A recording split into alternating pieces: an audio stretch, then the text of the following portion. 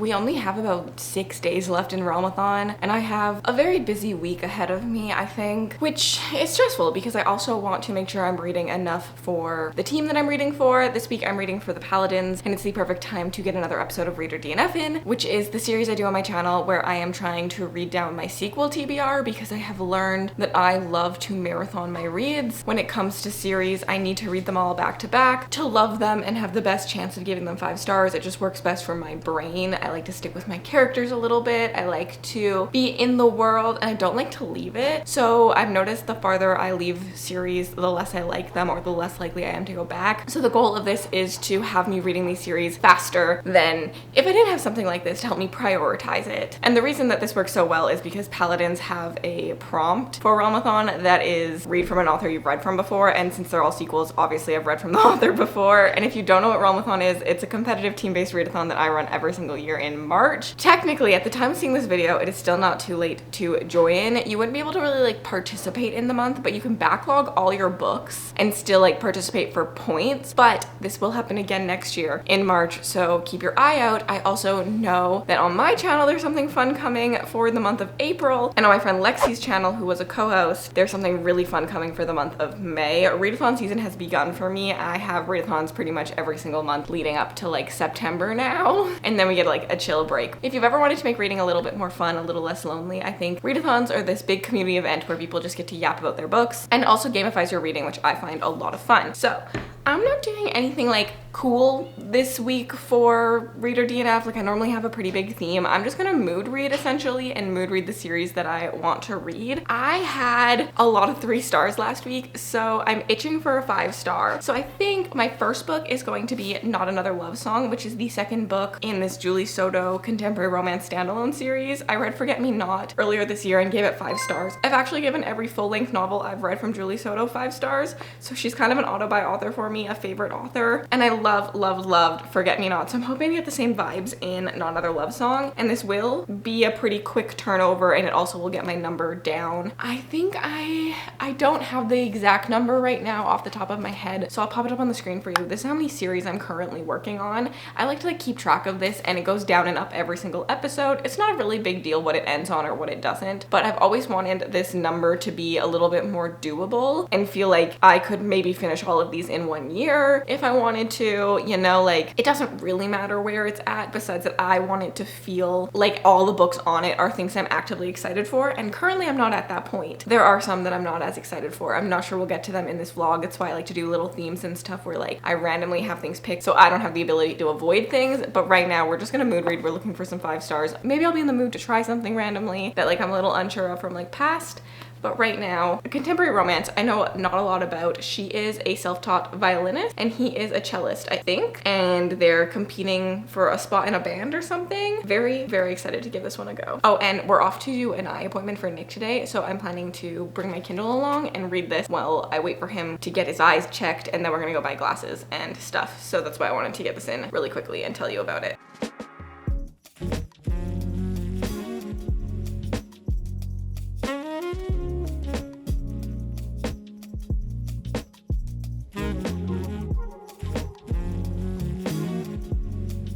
I actually just had to stop everything to talk to you because I'm obsessed.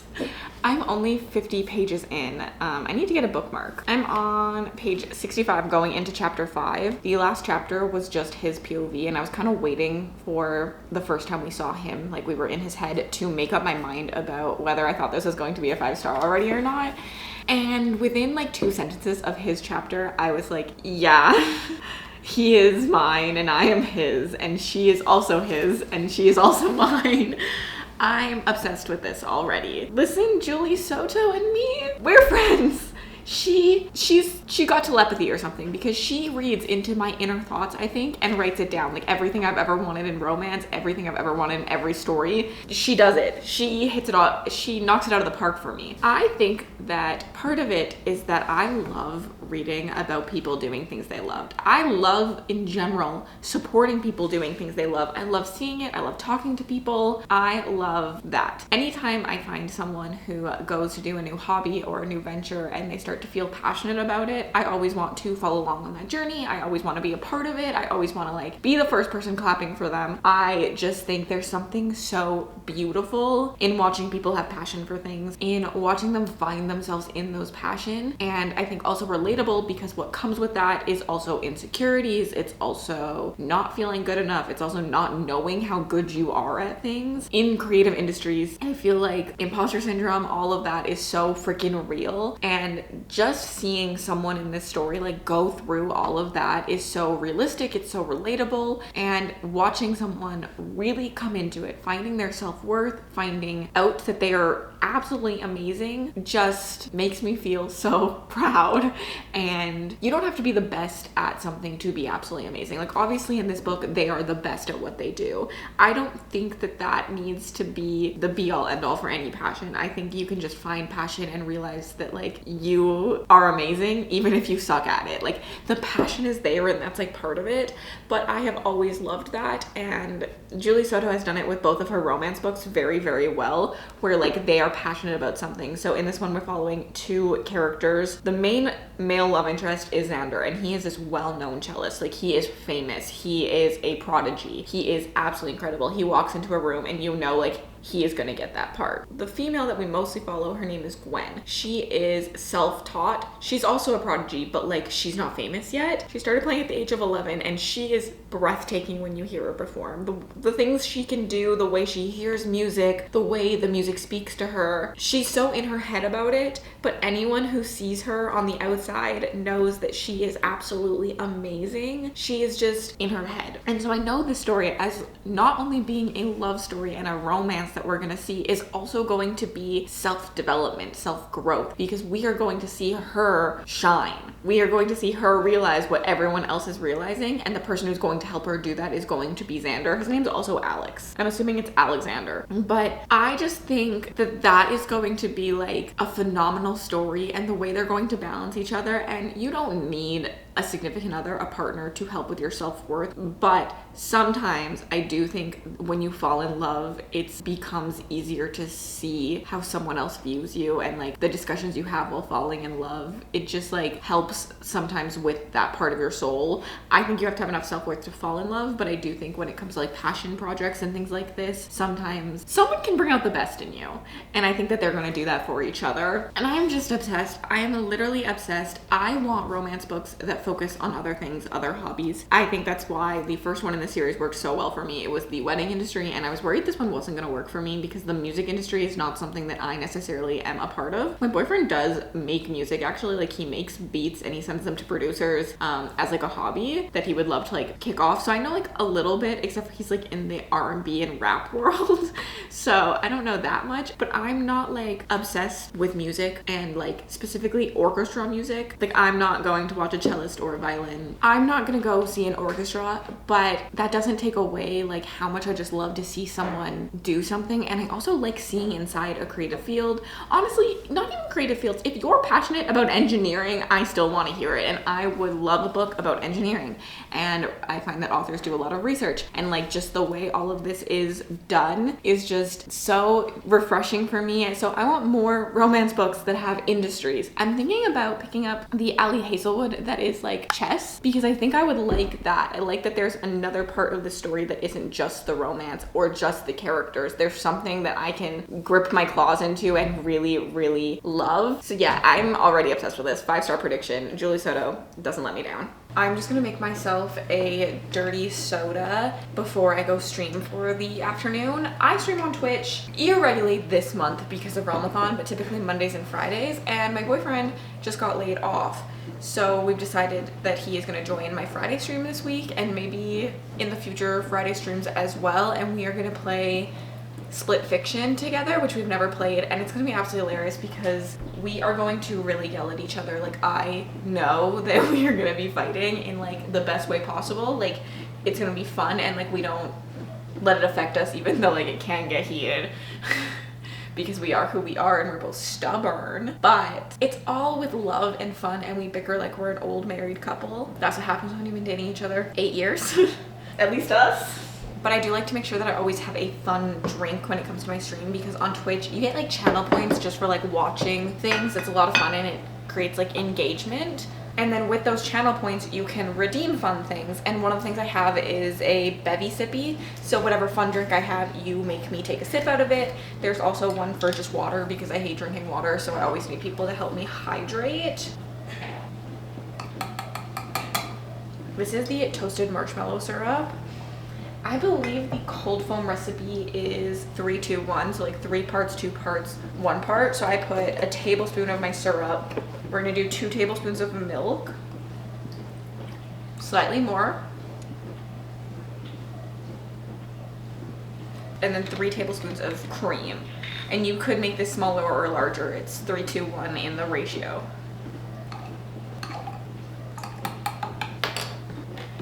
And then we're gonna let this little contraption do its work, and it's just gonna froth it all up for me. And one thing I did learn when I was bartending is the more ice, the better. You want your drink to stay cold. If you don't want your drink to melt, more ice will keep it colder longer, which means the ice doesn't dilute your drink as much. We always got yelled at by customers being like, there's so much ice, it's diluting my drink. No, if you have less ice, it's going to melt faster and it will dilute your drink faster. That's how science works, okay? And then I have a crispy cold Dr. Pepper also going in. And my toasted marshmallow cold foam. That actually looks so good. Look at that piece of artwork there. And then we're just gonna... Perfection. If you like milkshakes, I think you'll like a dirty soda. It just means that you're adding like stuff to your soda. You're like making it dirty.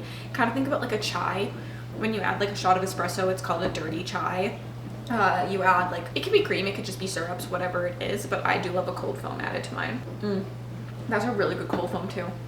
Anyways, now I have an emotional support drink for when I can't jump and my boyfriend's laughing at me for 30 minutes because I can't make the jump. If you relate, you just relate.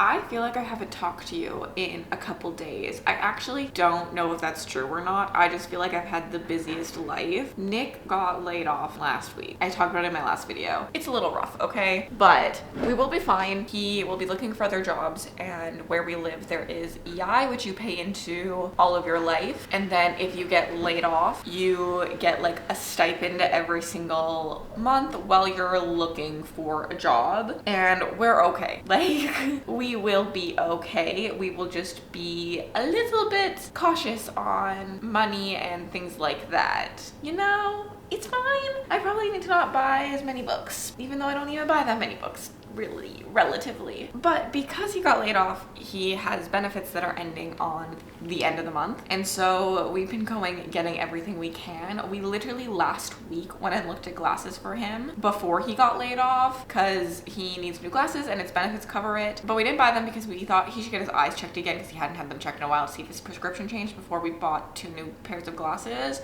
So we went out and we've been doing that. We've been trying on glasses. We bought him some glasses. He's out right now getting a massage done. He's trying to like use his benefits that you pay for. Like, you pay into these benefits, so you may as well use them, you know?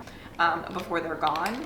So that's been busy. And then I just feel like life feels like chaotically busy because my cat was spayed and we just have to watch her. We're finally letting them play. It's probably a little bit early. I think we're on like day 7 and we've been letting them kind of play a little bit today. Just like watching them, making sure she's not jumping like too high and they're not being too aggressive. But she was bored. Like, she was starting to be miserable, and she is the sweetest little cat. So it was like breaking our hearts that she was miserable. So we're at a point where we feel like safe about her incision, and Frankie is very gentle with her for the most part, so we're feeling okay about that. On top of that, have been just like loving grandma hobbies. Now that I've moved out, there's just like so much that I didn't do before that I can do. Not that I couldn't bake before, but I've been really into baking. I baked some chocolate chip peanut butter banana muffins, and this is what I'm gonna eat for breakfast, and it's gonna be delicious. I've been cooking a lot. I have been crocheting and knitting like we've all been talking, but I unlocked a new hobby because we went went to an estate sale this weekend.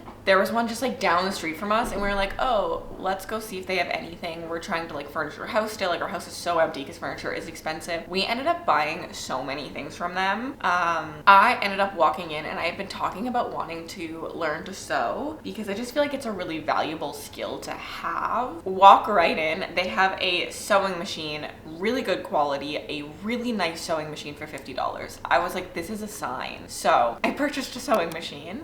We also bought a little like vintage, I don't want to say like a sideboard or like a dresser because it's like really small. It's just like a side cabinet that needs a little bit of love, but I think like a sand down and a recoat of stain and it'll be gorgeous. I already still think it's gorgeous. We also got Nick some just like wrenches, like some free wrenches, so I think those are always good to have. And then we also purchased a table and chairs for our basement. We don't have them, so we have everything else, but we purchased this table and chairs from them, and they're literally like sitting at it. It's gorgeous. It's a stunning table that we got a steal of a deal for, and we've been looking for something for our basement. Their sister sadly is I think sick, and they were selling all of her stuff in her house. But this is very lovely elderly couple, or brother and sister, I'm not actually sure, but this very lovely elderly pair, and they are using this table in this like dining room as their like home base. Like they're sitting at it, and we were like, well, can we purchase this? Like, is this for sale? Because they pretty much told us like everything in the house is for sale, even if it doesn't have a sticker on it. We need like everything to go, unless it says like sold.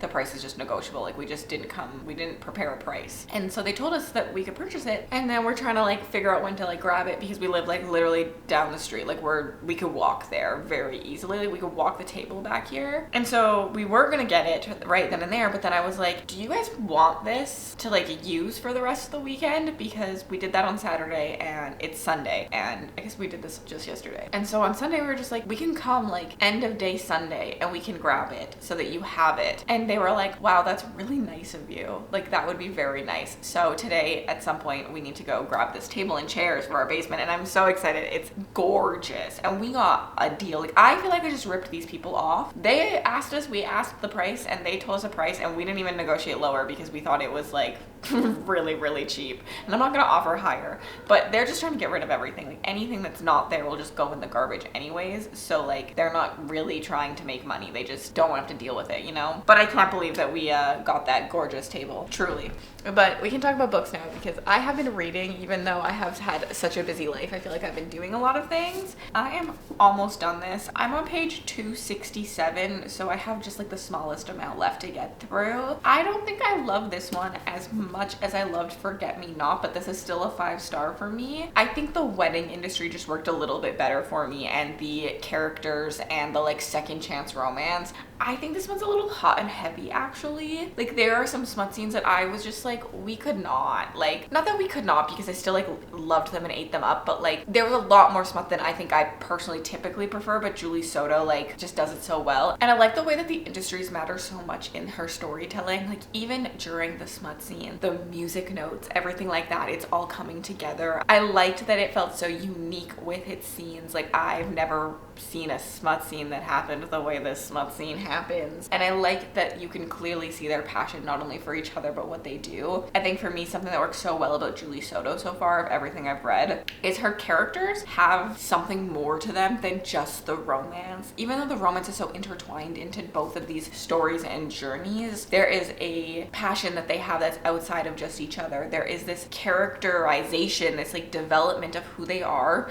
that is so innately tied to whatever the job or franchises are in here, and we get to see a peek into those worlds. It just feels like there's more to the characters. There is reasons that they have these life goals, there's reasons they chose these professions. There's just like so much depth to the characters for me. I do wish we saw a couple more like outside characters in this. I feel like a lot of this has been with just the two of them, and that is probably why I'm not loving it as much as this one, even though this one probably also is a lot of the two of them. But I think because of the wedding clients in this, we see a little bit more. I kind of wish a little bit more more of like the orchestra like was a part of this, or like his parents or agent. I'm still loving this. I'm still giving this 5 stars. I'm still laughing. I'm still smiling. But I don't think a 5-star means I can't have critiques on a story. I still have critiques, even though I think it's absolutely incredible. I think it's my least favorite thing from Julie Soda that I've read so far out of her full-length novels. I think I would go Rose in Chains, then Forget Me Not, then The Thrashers, and then this. But like that's still such a high standard. Like there's never been an author for me that has been everything I've read from them is 5 stars. Like never have I had that. And so like this feels incredible. Like this probably makes her my favorite author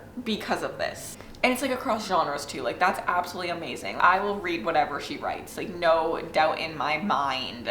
Oh, and then the other thing I like is how intertwined but how separate these feel. I think it does a really good job at the beginning of this story. You meet these characters through the characters really that you see in this book. Because this book, she is a wedding planner. And so in this book, the first scene is our main character playing violin for a wedding, and guess who the wedding planner is. And we see it come around a couple times because obviously she plays for weddings and things like that. So we see these characters a couple times, but it feels so separate still from each other. Like I do personally think you could read this one first and then read this one, and you would have seen like snippets of things, obviously. And like obviously you're gonna know that these two have a happily ever after, but you knew this already because it's a romance. So like I think that they're so intertwined. We see the characters, we have like mentions of other characters, but it doesn't feel to me like I would miss out on anything. And I think that's a lot of fun. But I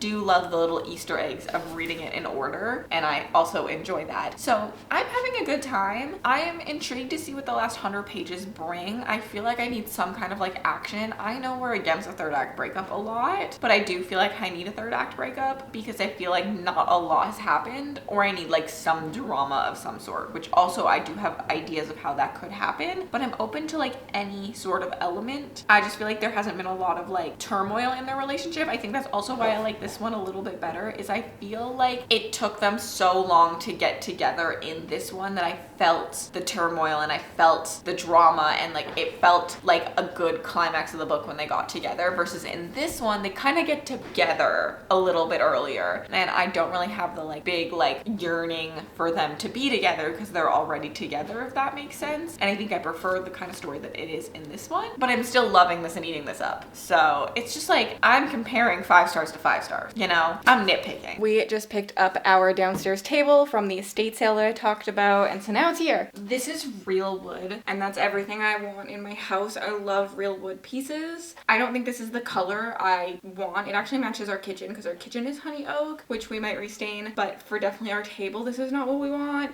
Kitchen is a lot of work to restain, but I can definitely restain this with my sister in the summer. So that is the plan, is to give this a nice restain at some point. But we have a table and 5 chairs, and it's a big boy table definitely for downstairs, but it's gonna be perfect for if we have friends over to like watch things, to play board games, whatever I want to do. This will be the perfect little space for us, I think, to do it all at, and I am very, very much excited. I don't think you get to see my basement very often because the lighting down here is kind of horrendous. It's all pot lights and not natural light, which also is making this look a little bit oranger because there's 2 really orange lights on top of it. But I'm very excited for this. I just love real wood pieces, and I just think that we can stain this up pretty nicely, and it's gonna look like a gorgeous, gorgeous girl. It is pretty like chunky, but it's real wood. It was a heavy boy.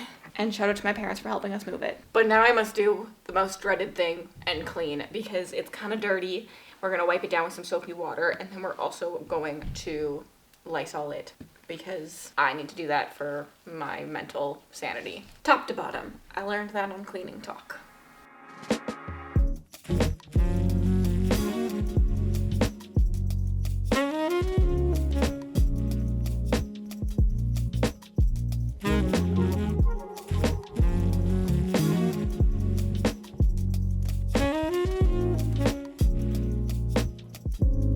As predicted, 5 freaking stars to Not Another Love Song. Julia Soto just like writes for my soul.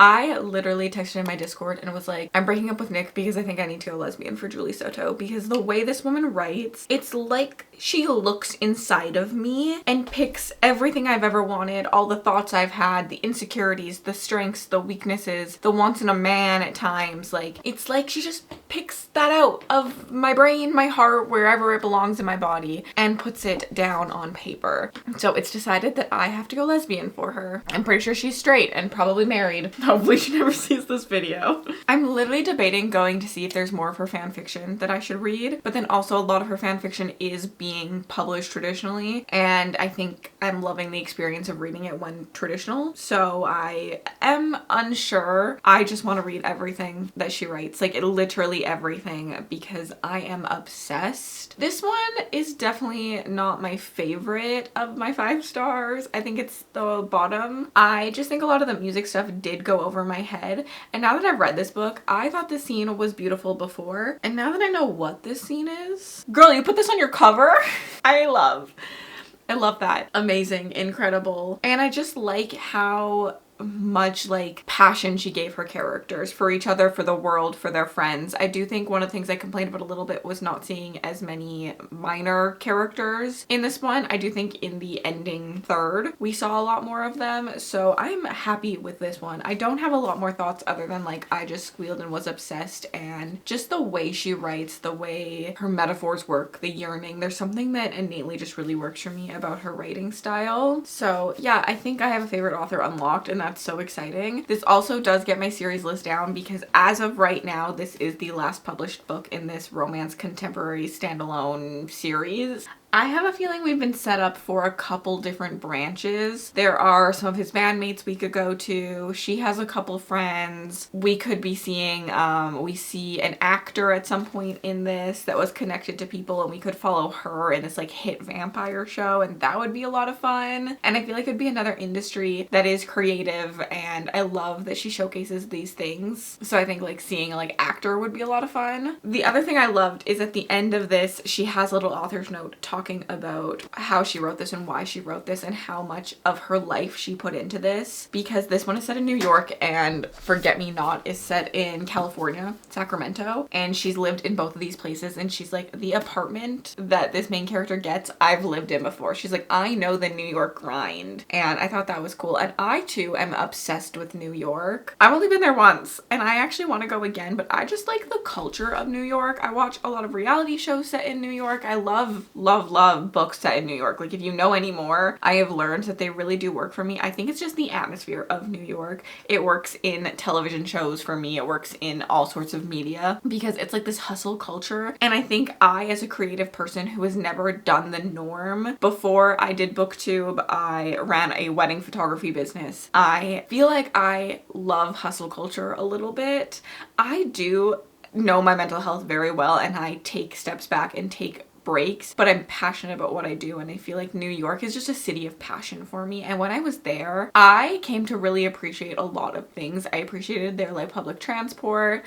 I literally sit here all the time thinking about if I could write a book, I would love the setting to kind of be a fictional version of New York because of their trains. Like, I love the concept of like maybe like a dystopian setting, and the rebellion is using the like public transport as their like base or something, or like using that to get around the city, or like, I don't know. I love that idea. I just like love the concept of New York. I don't know what it is. And so I loved that this was set there. I don't even know what I was saying originally, but I think she just talked about how like she had lived in all versions of New York. She had had apartments where all these characters had had apartments, and yeah, I love seeing like an author's note like that where I really get to like see inside why they wrote things the way they did, what they chose to write. And then she also has a little note like saying like next time you're in the area to like go support live theater, live music, all of that, because it is a beautiful, beautiful, beautiful thing. And I think in some ways a dying thing. I think it's still popular. I'm not saying it's not, but I do think that people appreciate it less than they used to because we do have like film and stuff now.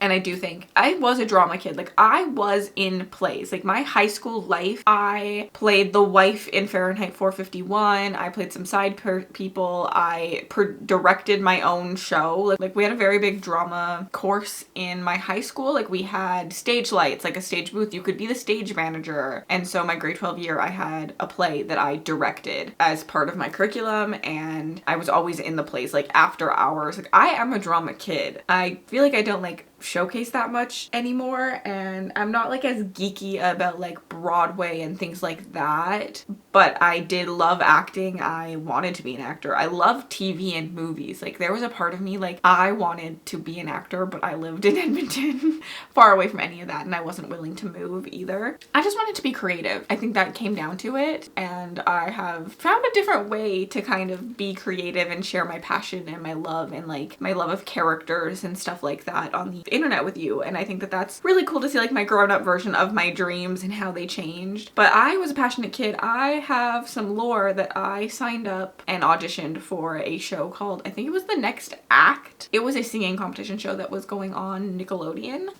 Me and my parents waited hours and hours, like 9 hours in line for me to sing Shania Twain and suck at it because I can't sing well. And like I love my parents for letting me do things like that. They really said, you want to do it, you can do it. I took drama courses like in the summer. Like I was a drama kid. So I will say that there is an appreciation for the arts and stuff. So I love that, support that. Incredible, amazing. I'm a lover of Julie Soto. But let's submit this for points for realmathon because I'm reading for the Paladins this week, and this is a previous author that I've read from before. I just love how much I mean, obviously realmathon is my own concoction. It's my team-based readathon that I run every single year, but I love that I made it so good for like mood readers that really anything will work at all times. This book is 365 pages long, so we actually do get some page points for that. There are no symbols in the title. It's not on voices. However, I gave this 5 stars, so it is currently a host 5-star read. I love when I give a book 5-star and I can use that prompt. It did not have parts. The author's name is not 2 lines on the cover. I would not call it second chances. There's no structural opening. This is not going so well. I do think that this is an author's backlist. I want to say Rose in Chains was published after this. Hopefully I'm correct. I did read this one physically, so it is a book in a different format than your last because my last book was an audiobook. It does have multiple POVs and it is a sequel. Next up, I'm streaming on Twitch right now. I have no idea what I'm going to stream. Like that's what I'm doing right after this clip. And then I'm going to pick up book 5 in the Mortal Instruments so that I can grind this series out and start the next one. Oh, I should also say that Not Another Love Song does get our stat down. We started this video off with 44 currently read series, and so we will be at 43 currently read series since we finished this one.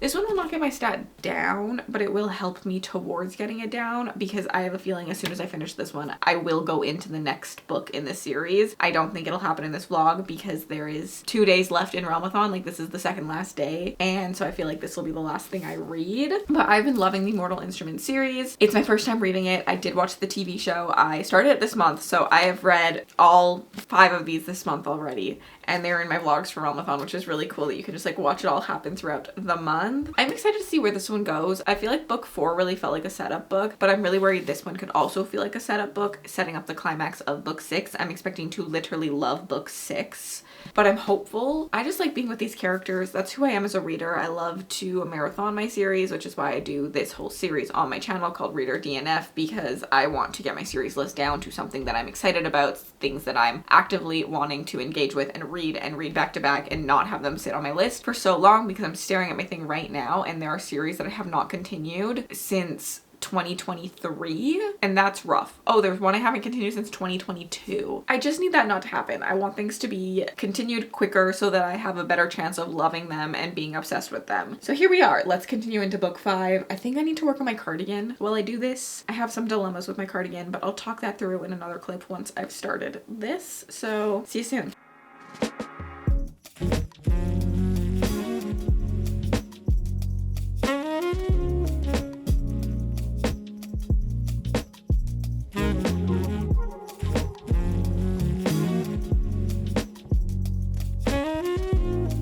You may hear some sounds coming from the kitchen. Nick is trying to make us smash burgers for Din Din. I'm very excited. I'm not a big burger person because I don't love just like a chunk of meat, but I seem to like smash burgers more because of the thin patty. So I'm very, very excited to try it. Some homemade ones to see if like they work a little bit better for me. Also, like if I go to a restaurant, I just am like, why would I buy a burger when I could buy like something else? So, or a chicken burger. I do love a chicken burger. I've made a really good progress. I'm in some way into part 2. I don't even know how long that is because I'm listening to the audiobook. Okay, part 2 starts on page like 150, 160, and I'm a few chapters into it. So I want to say I'm probably around like 180, probably about a third into the book.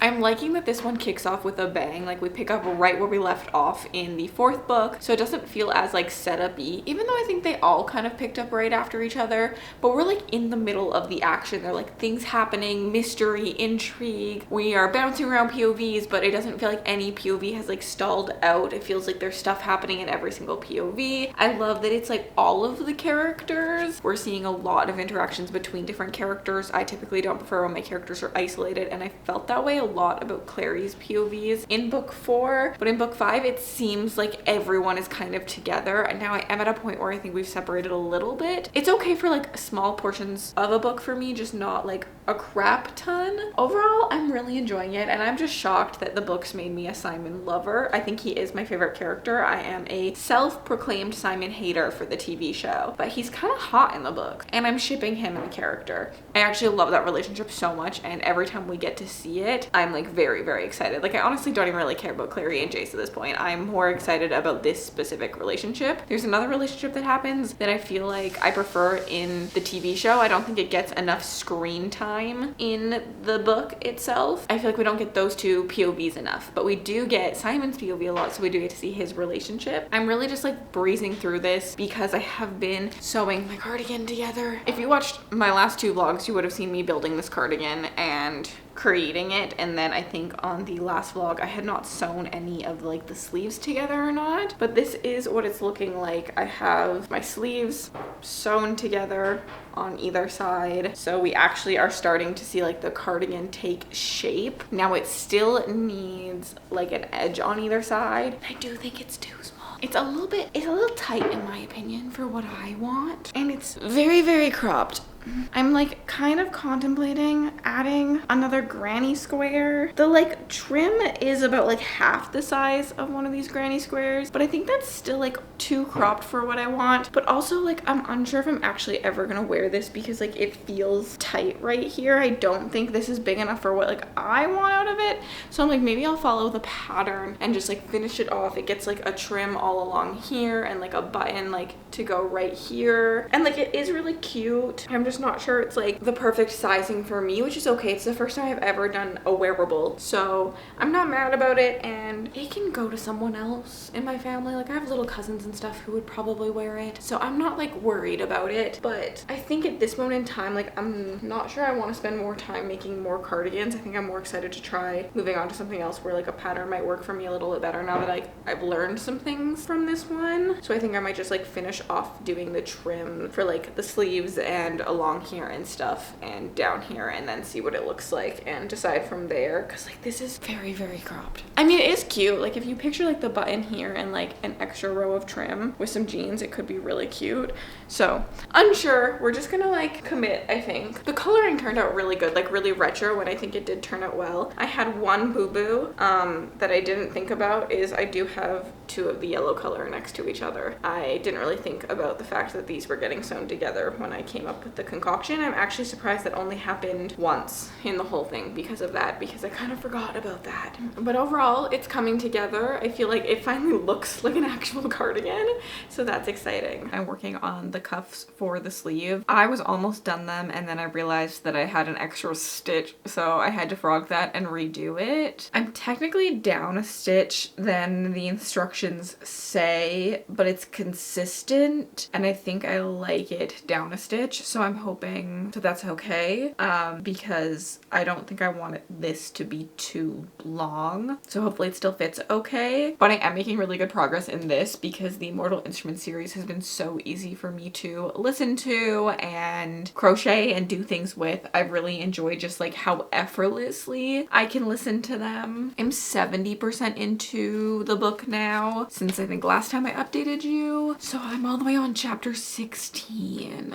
These are long chapters. When I read chapter 16, like the words, like the lettering, I feel like I should be in like the first like half of the book, not the later half. That is me just loving short chapters. I think so far this has been my second favorite one of the series. I loved book 3. I thought a lot of stuff happened, and I think I'm feeling the same way about this one. We also have a bit more of a different setting happening in this one, and I think I enjoy that as well. I also, as well as in the third, feel like we're getting a bunch of different characters where the characters are interacting together. We're seeing a lot of moments that way that I'm really enjoying. I'm even enjoying Clary's POVs, which I don't always love, which is hilarious because she is the main character, but I find her very isolated and her thoughts just like revolve around Jace all the time, and it's kind of like annoying, but also I was a 16-year-old girl at some point, like I get it. I feel like I'm really enjoying the new relationship that she is forming with Sebastian. I'm loving a lot of the themes on like family and good versus evil in this. The whole idea of like nothing's completely good and nothing's completely evil, and then showing like a lot of like work and development to showcase that. I mean, we have a discussion about calling an angel and how the angel could just smite them all, and how is something so holy and good something that can just smite everyone because of whatever. They're petty beings too, and I love that kind of like nuance in a story. I think the world building in this has been something that I never ever expected. Like this series world building is so good. Everything is so well plotted. I'm very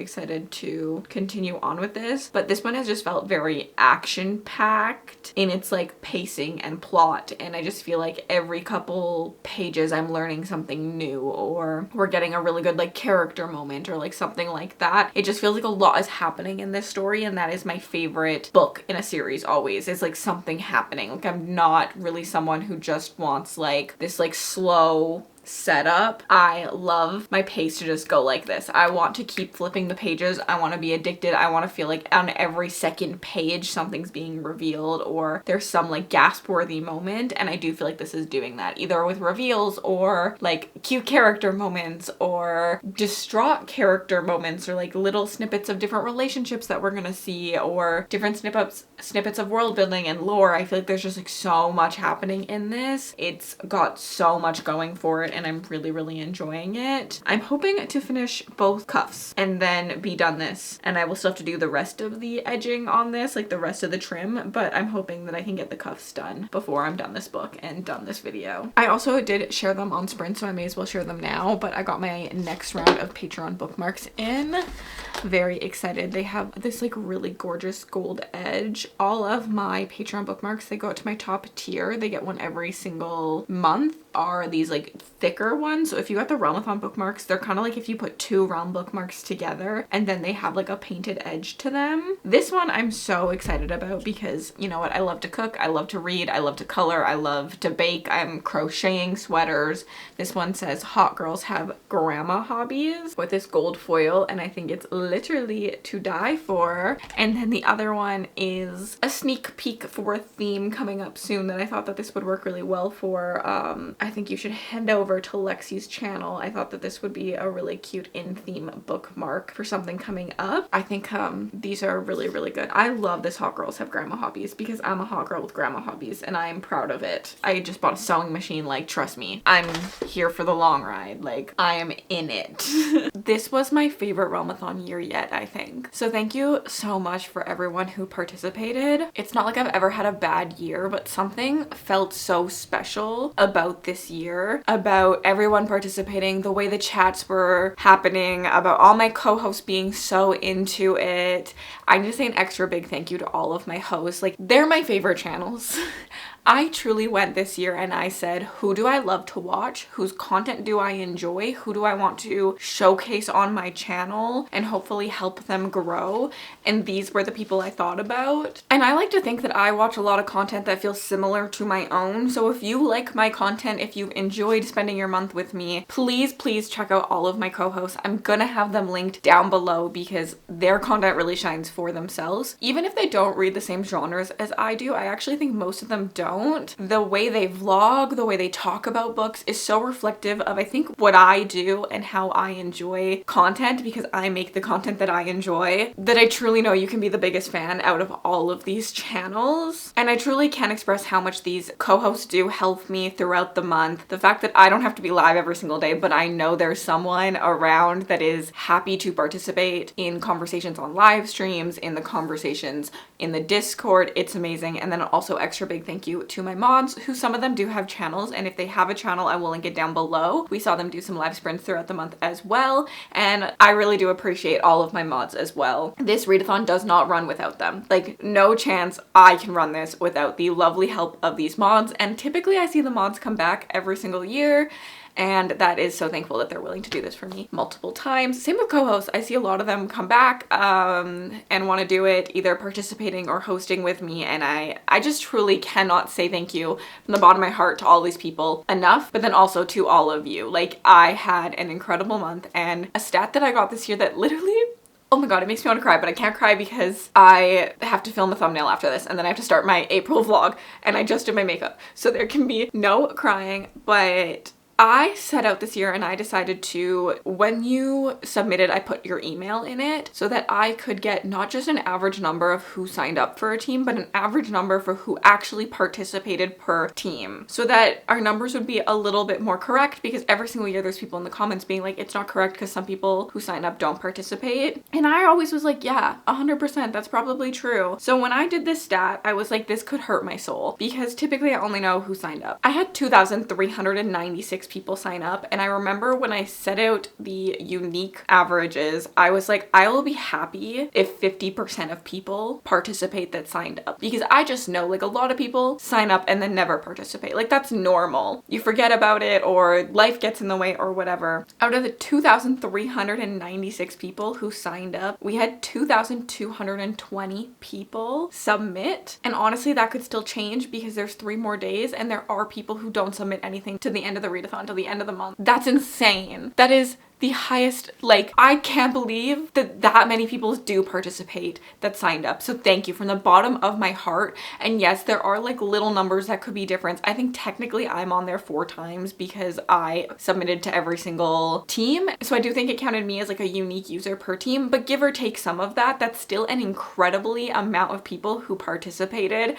And I'm just blown away by that. Literally blown away that so many of you had so much fun or like enjoyed this and told your friends about it. And every single year, I'm just like mesmerized by this, because this is a brainchild. I said it on Sprints the other day. I created this readathon for myself. I created the perfect readathon for me. I'm a mood reader. I love to prompt shop. I just want to read whatever the fuck I want to read. But then I want to be super competitive with it. I want to be able to put my reads and get points and feel like I'm contributing to a vast team, but I don't want to have to sit here and be like, what book has a bird on the cover, because that's the only way that I can get points. Like, I just am not a reader who likes to necessarily do that all of the time. I like that kind of concept for like year-long challenges, but I like to mood read in my months a little bit. So I created this for myself. Like, it is the perfect readathon for me. And the fact that so many of you also enjoy it, absolutely amazing, incredible. Like, I love you all. I had the best month ever. I can't believe it's over. There's no doubt in my mind that Realm is coming back next year. I mean, is there ever a doubt? I love this little readathon. I love this community we build. I love making reading just like a hobby together and so much more fun. And having my mom participate this year, I think she's probably watching this. I think she missed me, and so she decided to participate, and it was a way for us to chat a lot. And it was really cool to see her like excitement for it, because I feel like you explain what a readathon is to people and they're like, what the fuck are you even doing? And so seeing her be like, actually, this is really cool. I mean, she's always thought it was cool, but she didn't really like get it, and now she gets it, and she had so much fun. She was talking to me constantly about how nice everyone was, and no one even knew who she was, and so that was really cool. I had the bestest month, the bestest month, blah, blah, blah, blah, and I can't wait for next year. So thank you all so much for participating. I do have a secret for you before I finish the vlog off and talk about City of Lost Souls. I can't explain to you how close this one is. I've never had realmathon be this close. Like, it's close most years, but at this point, every single time I look at the spreadsheet, the numbers are changing. So please, no one get discouraged by anything. Like, literally, if I looked at this in 5 minutes, I would probably be telling you someone else. And I think that that is absolutely wild and insane. We've had so much participation. It's been so much fun. But currently, in second place, we have the Rogues. Now, as I said, you still have till end of day on Friday, I think that that's the 3rd, to submit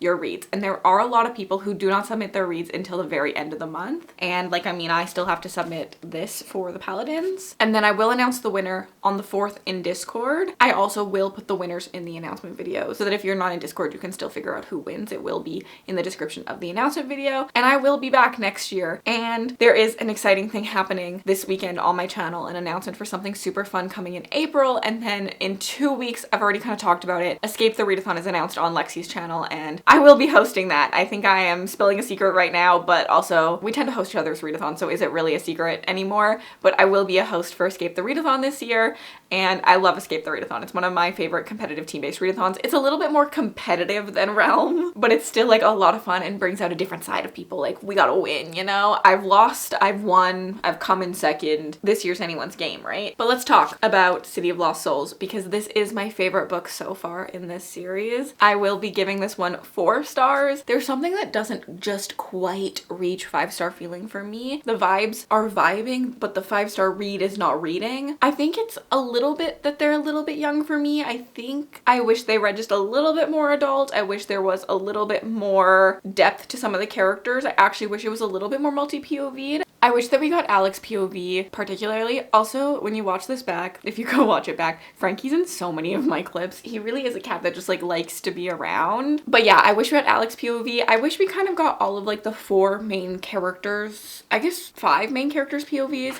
I could live without Jace's POV because I think Clary's POV just has so much of him, and I do think we get like some more secrets with Jace's POV not being around. But I do wish that we saw more of Alex POV and the sister's POV that I can't remember her name of right now, because I do love when we get them, but I just wish that we got them a little bit more, specifically Alec, because of the romance that's going on, and I really would eat that up a little bit more if we got that. This one just felt like it had so much stakes to it. I really was invested in this, and I think the series has done such a good job of being teenagers, but feeling like what they're doing is normal, and feeling like they're not just going off to war for no reason, and that their parents just are blind to everything. The way that adults are included into this, and the way that it just makes sense to the culture of who they are and what they are, that they are going off and fighting things, how the parents are still like trying to parent, but there's so much more to it, has felt very like real to me. I really did enjoy this. I love the inclusion of adult characters. It's one of my favorite things in like TV shows and stuff too. Like, I love the show Lost in Space because it's like multi-generational. The parents have plot lines and the kids have plot lines, and they're separate from each other, but they all still coexist as a family, and I really think this hits that as well. I also could actually add in parent POVs to this. I think that would make it less YA.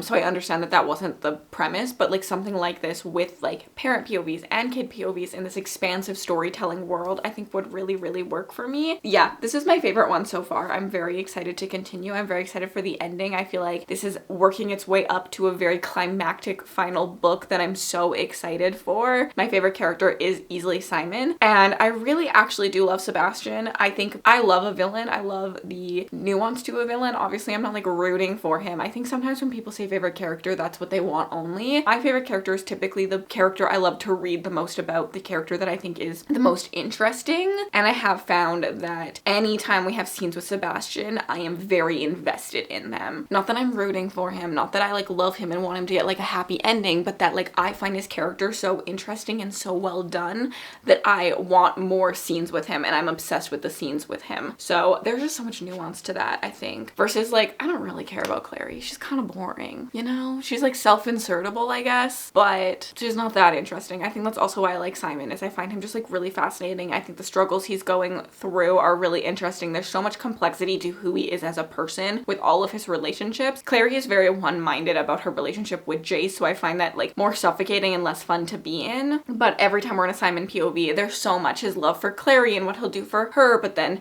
him struggling struggling with a new girlfriend, him struggling with the changes going on to him struggling with not 100% fitting in anywhere, and so much to it that I very much enjoy his POVs and have loved exploring them. I'm sad that this is going to be over soon. I really am. But also I'm planning on finishing it in probably my next vlog. My next vlog is going to be like a cozy hobby vlog, I think, since I'm taking it like really chill in April. I'm going to finish up my cardigan. I did get both sleeves trimmed up, so we do have a little thingy on both sleeves, and I think that looks really nice.